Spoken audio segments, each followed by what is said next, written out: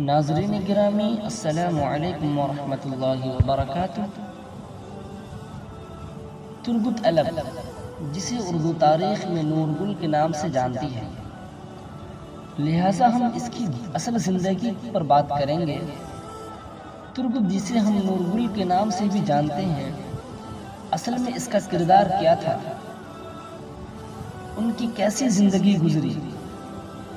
نور گل کی real history کیا ہے؟ انہی کی زندگی سے متعلق بات کریں گے۔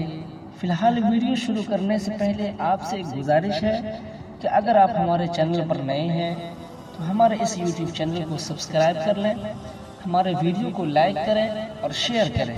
آئیے ویڈیو شروع کرتے ہیں۔ ترگت علب، جسے اردو میں نور گل بھی کہا جاتا ہے، سلطنت عثمانیہ کے غازی تھے۔ وہ ارطغرل کے سچے دوست، ساتھی اور ہمدرد تھے۔ ارطغرل کی وفات کے بعد ترگت علب سلطنت عثمانیہ کے بانی عثمان اول کے بھی وفادار رہے اور حکومت میں ان کے معاون تھے۔ انہوں نے 125 برس کی لمبی عمر پائی اور آخر وقت تک میدان جنگ میں سرگرم رہے۔ بچپن میں منگولوں نے ان کے والدین کو شہید کر دیا تھا۔ ان کا ہتھیار ان کا مشہور کلہاڑا تھا۔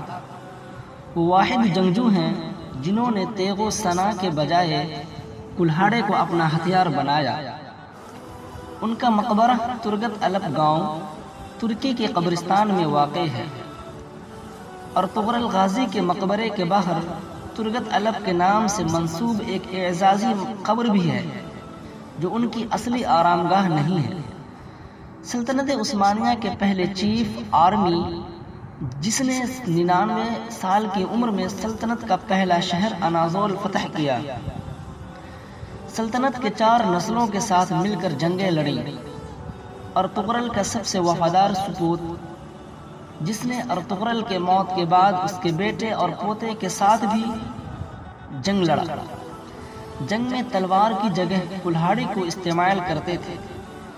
زندگی میں 7 کلہاڑیاں استعمال کی، جو آج استنبول کے عجائب گھر میں موجود ہیں۔